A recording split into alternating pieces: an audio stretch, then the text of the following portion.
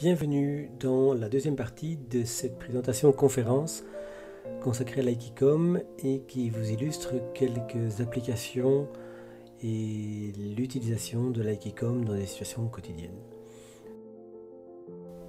Examinons maintenant comment pourrait se dérouler une relation dans laquelle tout d'abord je me sens agressé et que je réussis à transformer pour initier la démarche en 4 étapes plus 1 que nous verrons par après.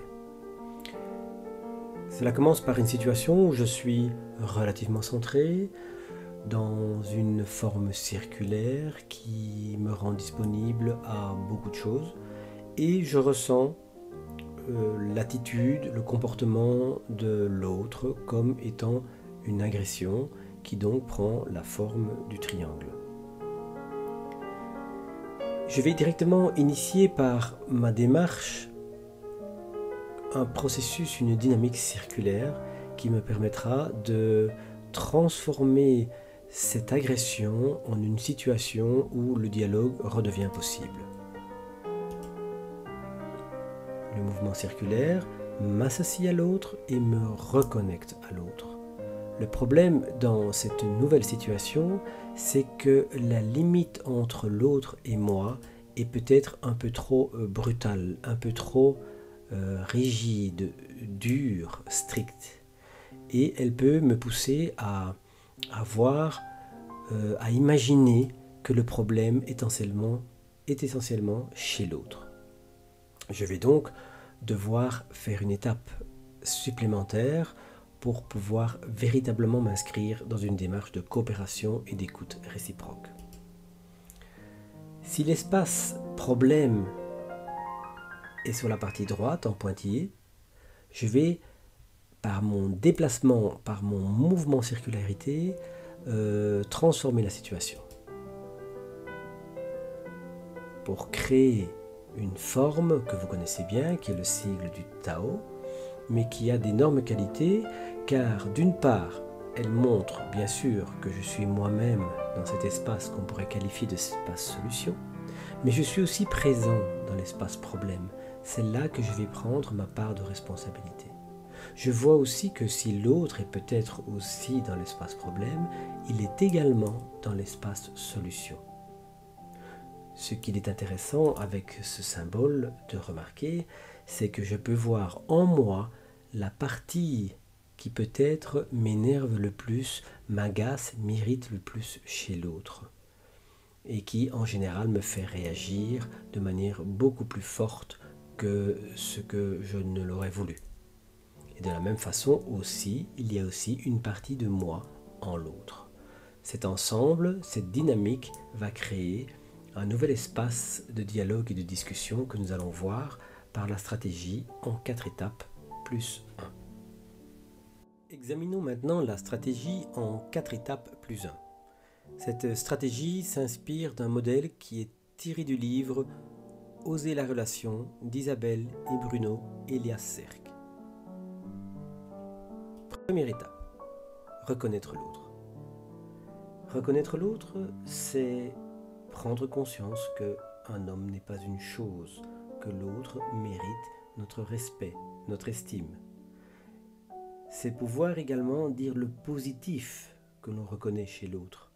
C'est l'écouter, car la vérité est multiple. En bref, c'est oser la rencontre et surtout débarrasser l'autre des étiquettes que nous lui avons collées. C'est enfin découvrir les sentiments, les besoins de cette autre personne. L'étape numéro 2 s'appelle « Accueillir mes limites ». Accueillir mes limites veut dire que je suis conscient d'être limité, d'être humain et donc forcément imparfait. Je sais également que je ne suis pas le seul qui compte, que je ne détiens pas toute la vérité. Je veux ainsi prendre ma juste place et prendre ma responsabilité dans le conflit. C'est également le moment d'oser dire son erreur.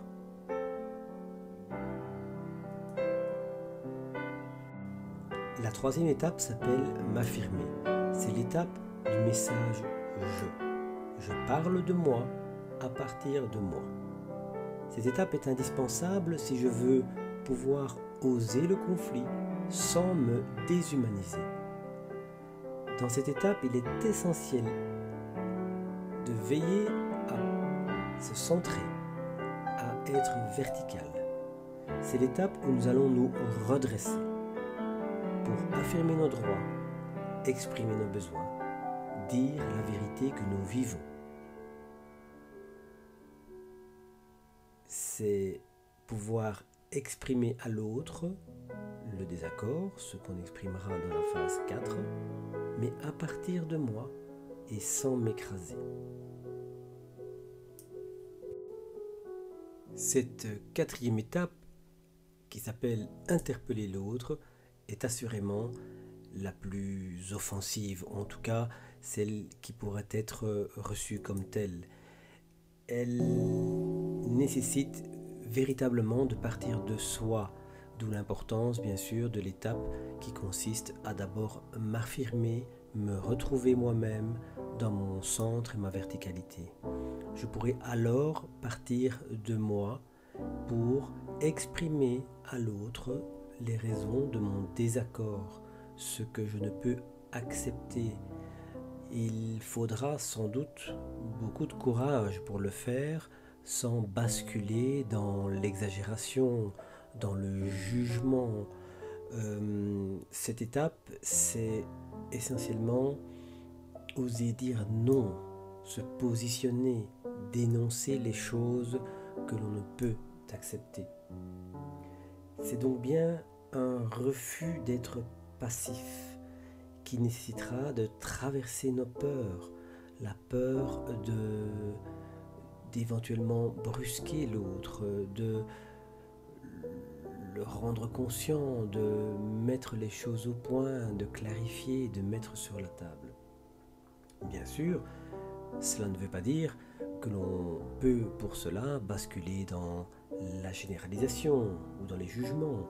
C'est simplement s'exprimer à partir de soi sur les choses que l'on voulait ou que l'on voudrait voir changer, ou du moins d'ouvrir le dialogue autour de ces choses que l'on désire changer. Ces 4 étapes forment un tout. La première est indispensable si je veux pouvoir me connecter à l'autre et établir un nouveau dialogue d'égal à égal dans le respect de chacun. L'étape numéro 2 consiste à accueillir mes limites et qui me permet de m'ouvrir et de faire sentir clairement à l'autre que je ne m'instaure pas comme juge de la situation, mais bien comme une personne qui veut partager au même niveau, chacun dans nos propres limites et nos propres objectifs et nos propres besoins et nos propres désirs.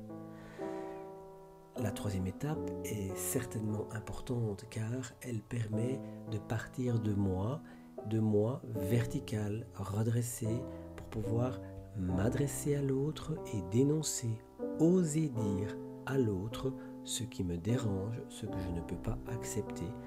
Grâce à ces étapes, l'autre aura l'opportunité d'entendre ce désaccord, non pas comme une agression, non pas comme un jugement, mais comme une opportunité de parler des choses, de mettre les choses à plat et de chercher ensemble une solution qui va convenir à tous les deux. Mais ces 4 étapes seraient vaines s'il n'y avait pas une étape supplémentaire. À partir du moment où je reconnais l'autre, j'accueille mes limites, je me recentre et je m'affirme pour pouvoir interpeller l'autre, si on s'arrête là, c'est insuffisant. On doit aller à l'étape suivante qui consiste à prendre des résolutions, faire des propositions, passer à l'action et envisager ensemble quelles sont les alternatives. C'est la mise en place des étapes suivantes qui vont initier une dynamique de coopération. Nous voici arrivés au terme de cette petite conférence présentation. Il y a bien sûr encore beaucoup de choses à en dire, beaucoup de précisions à apporter, et je reste à votre disposition via le site aikikom.eu pour toute question, commentaire, feedback par rapport au contenu de cette présentation. Vous l'aurez compris, l'aikikom est une pratique corporelle et mentale. Elle est corporelle pour intégrer, pour incorporer les principes qui sont inspirés de la philosophie de l'aïkido et qui consistent à utiliser l'énergie, à utiliser ce qui nous est donné de vivre pour créer plus de coopération dans la bienveillance et dans l'harmonie. Ce n'est pas une démarche utopiste. Nous savons que nous vivons dans un monde difficile. C'est pour cela que nous parlons volontiers de bienveillance, mais de bienveillance martiale. La pratique de l'aikikom est véritablement accessible à toutes et à tous. Les exercices sont inspirés ou tirés de l'aïkido sans la dimension que l'on pourrait qualifier de purement self-défense physique. Il n'y a pas de chute, il n'y a pas de torsion. C'est simplement l'objectif de vivre à travers le corps des principes de manière à pouvoir se les rappeler dans les moments difficiles, dans les moments de tension, dans les moments de conflit. Je vous remercie et à bientôt.